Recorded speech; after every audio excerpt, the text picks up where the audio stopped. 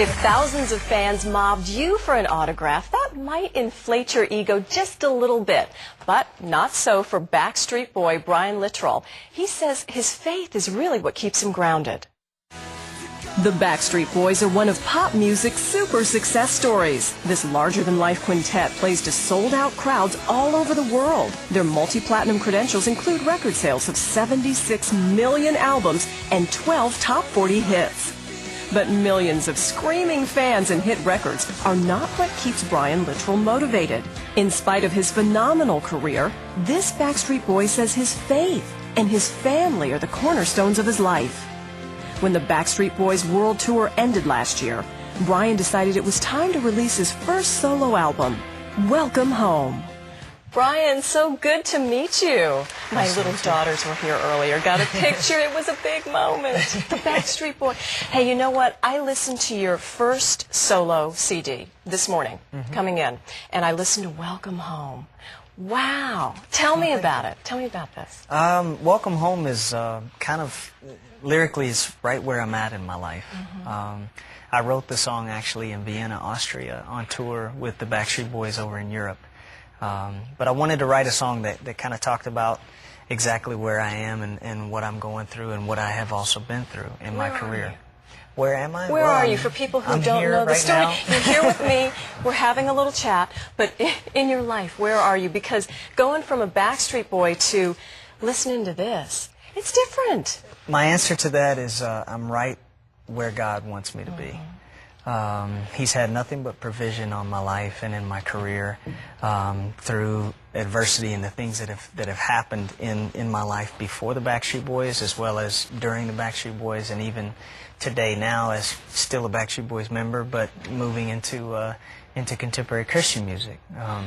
That's where I'm at. Let's talk about going back and some of the adversity, because growing up you had a congenital heart defect. Yes. You've also had heart surgery more recently, and it's a miracle you're here today. Tell me a little bit about that struggle. It is a miracle. You talk about God's grace. It's been, you know, His hands have been on my life, my whole life. Grew up in Lexington, Kentucky, was born with a congenital heart defect, a heart murmur. I got an infection, a bacterial infection at the age of 5 that I was not supposed to live from. It's only by the grace of God and a miracle that I'm here today. In my early 20s, through travel, through the stress of my schedule, eating wrong, the things that were going on in my life at that time, at the height of, let's see, this was just before the Millennium record came out. This was a biggie. It was pretty big. I had to undergo open heart surgery at 23 years old, which I thought, you know, from the outside, I thought everything was great. My career was going well. Life was good. But yet, God used that as an example to keep my feet on the ground. Well, I just got this little Christian music magazine yesterday with your big cover, your face on the cover, and I read about that story a little bit, where you sort of felt let down by some friends and band members. I mean, you kind of felt alone, which led you back to God? Yeah, I think all of these events that have happened in my life that I talk about in this article are things that have always kept me close to God.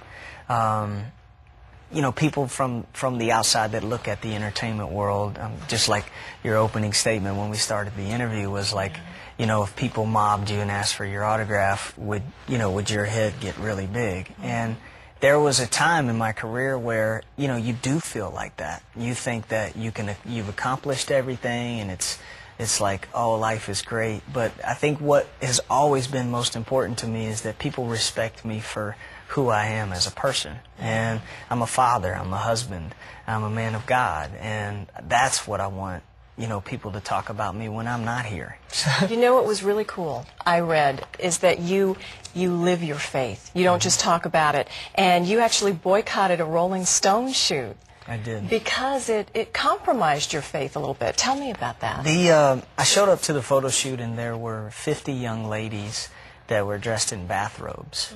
And I knew that something was wrong. I was not told anything about the photo shoot of what this picture that the photographer was trying to paint. And come to find out, it turned out that they were supposed to be naked in this photo. And it was supposed to portray this image of the Backstreet Boys as larger than life, and we could have anything that we desired because of the music business. And that's not me as a person. That's not who I am. And your wife, who's sitting over there, yes, would not like it either. No, I didn't, you know, and Yeah. I didn't want to disrespect her. I was happily married at the time, still am happily married, and a father of a 3.5-year-old. Life has been nothing but blessing after blessing for me. So and what did the I didn't guy want to say? compromise my, you know, my faith and my position with that. So. And I ask you about this story because I think it's indicative of where so many kids are today. Kids are searching and they're looking for God, but there's always that pull and the temptation to compromise. What was it within you that said, okay, I'm not going to stand for this and I'm going to stand for my faith?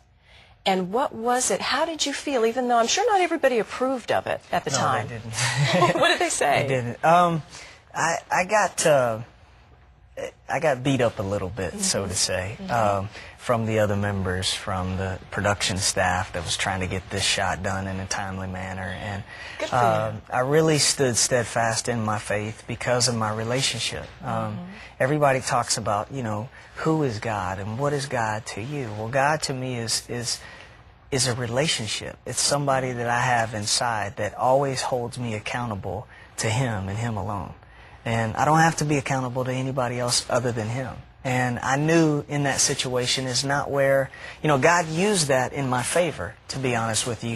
He ended up turning the article around, and where I got a chance to take a picture by myself and actually talk about why I didn't stand with the other guys. And in Rolling Stone magazine, that's, you know, what some people call the pinnacle of, you know, your career. But yet God used that in my favor to really talk about who I am as a person. I love it. And it all began with a relationship, as you Yes. said, with Jesus. Yes. Well, Brian, this is fantastic. The new CD is called Welcome Home. We appreciate you stopping in and talking with us. I have to save this one for my daughters. Okay. They love you. No problem. Thank And you. if you want more information, you can visit livingthelife.com and find out everything there.